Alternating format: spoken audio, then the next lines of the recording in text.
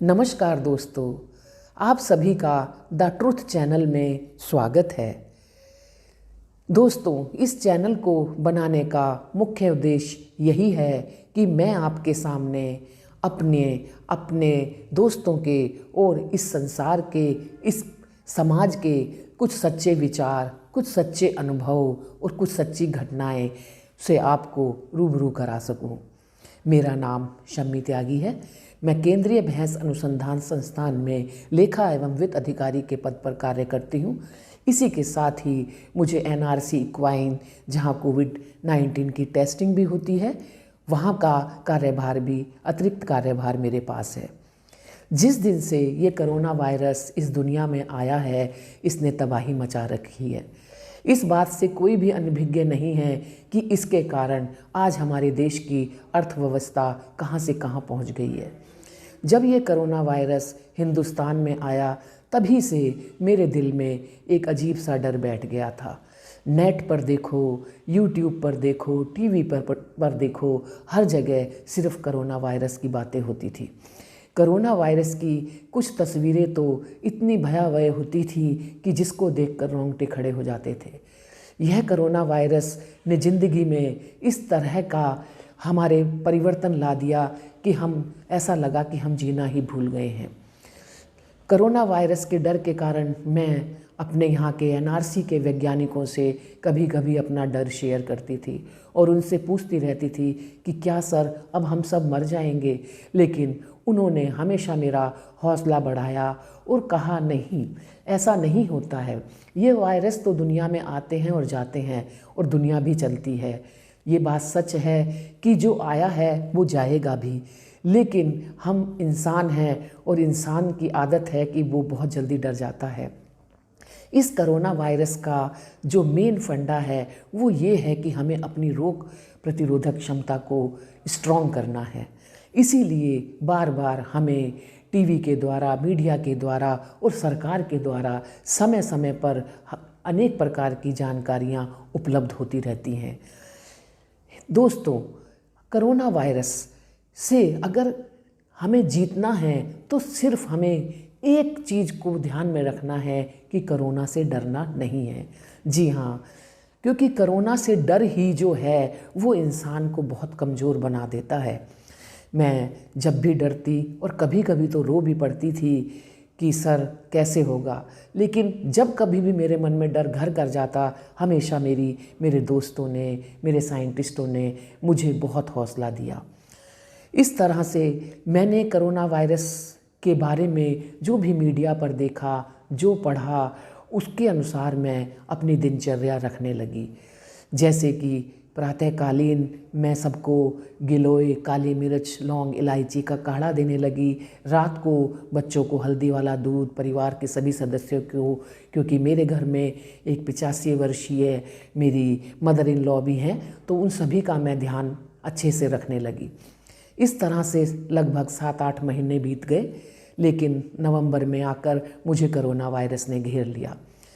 क्योंकि मैं अस्थमा की एक्यूट पेशेंट हूँ, तो इस बात से कहीं ना कहीं मेरा परिवार और मेरे सभी स्टाफ के सदस्य और साइंटिस्ट ये डरते थे कि अगर मुझे कोरोना वायरस होता है तो इनके साथ मुश्किल हो सकती है। लेकिन जब मुझे कोरोना वायरस हुआ तो मैं आपको बताती हूँ कि मैंने इस पर जीत कैसे पाई। जैसे ही मेरी कोरोना वायरस की रिपोर्ट पॉजिटिव आई तो मेरे वैज्ञानिकों ने मुझे फ़ोन करके यही समझाया कि आपको डरना नहीं है। यहाँ तक कि हमारी दिल्ली में जो हमारा हेडक्वार्टर है ICAR, वहाँ के जो DDG हैं एनिमल साइंस के डॉक्टर BN त्रिपाठी सर, उनका भी यही संदेश आया कि आपको डरना नहीं है। मैं आज सभी की शुक्रगुजार हूँ। मैं अपने सभी स्टाफ, अपने वैज्ञानिक और अपने DDG सर की शुक्रगुजार हूँ कि उन्होंने जो मुझे हौसला उस समय पर दिया वो मेरा उस बीमारी के दौरान काम आया। मेरे फैमिली डॉक्टर इंद्रजीत, उन्होंने भी फ़ोन पर हर 4 घंटे में मुझसे संपर्क बनाए रखा। सभी ने मुझे आश्वासन दिया कि आप अपनी विल पावर स्ट्रॉन्ग रखोगे तो आप कोरोना पर विजय पा जाओगे। मैंने अपना ध्यान ध्यान खुद रखा और जो भी सरकार की गाइडलाइन थी उसकी अनुपालना की, और उसी का नतीजा यही हुआ कि मैं जो हूँ 10-15 दिन में स्वस्थ हो गई। कोरोना वायरस की जो भी गाइडलाइन आपको समय समय पर दी जाती हैं उसकी अनुपालना करनी ज़रूरी है। सिर्फ मैं इस संदेश के द्वारा आप सबको यही कहूँगी कि अगर आपको ज़रा भी सिम्टम्स आता है तो आप अपना टेस्ट ज़रूर कराइए, क्योंकि टेस्ट के बाद ही आप ये जान पाएंगे कि आपको कोरोना पॉजिटिव है या नेगेटिव। यदि आपका कोरोना पॉजिटिव आ भी जाता है तो पॉजिटिव मीन्स क्या होता है? पॉजिटिव, यानी कि आपको स्वयं को भी पॉजिटिव रखना है, आपको अपनी विल पावर स्ट्रांग रखनी है, आपको अपनी प्रभु में आस्था रखनी है। अगर ये सारी चीज़ें आप करेंगे तो निश्चय ही आप इस पर विजय पा सकते हैं। हे साथियों, मेरी आपसे यही गुजारिश है कि आप जो हैं कभी भी कोई सिम्टम आने पर आप इग्नोर ना कीजिए और अपना टेस्ट कराइए, सरकार के द्वारा दी गई गाइडलाइन की अनुपालना कीजिए, और प्रभु से मेरी यही प्रार्थना है कि हे प्रभु, इस कोरोना वायरस को इस दुनिया से जल्दी से दूर कर दो, ताकि फिर से हम एक स्वस्थ भारत का निर्माण कर सकें और जो ज़िंदगी हम पहले जीते थे उसी प्रकार जी सकें।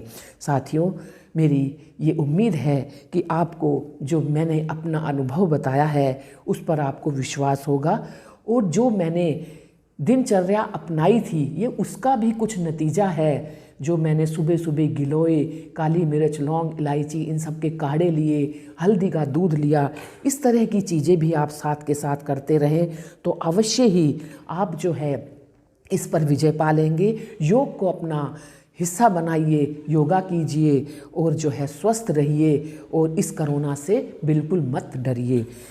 मैं जानती हूँ कि आज देश में लगभग 1.5 लाख लोग अपनी जान गंवा चुके हैं, लेकिन जैसा कि सरकार बताती है कि उन मरने वालों में अधिकांश हमारे बुजुर्ग थे या किसी न किसी बीमारी से ग्रसित थे।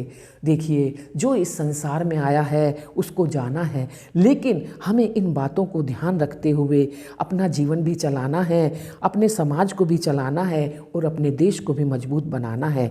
आइए हम सब यही प्रण करें कि हम इससे डरेंगे नहीं, बल्कि हम इस देश का साथ देंगे, अपनी टेस्टिंग कराएंगे और जो भी हमारी गाइडलाइन होंगी उसकी अनुपालना करेंगे। धन्यवाद।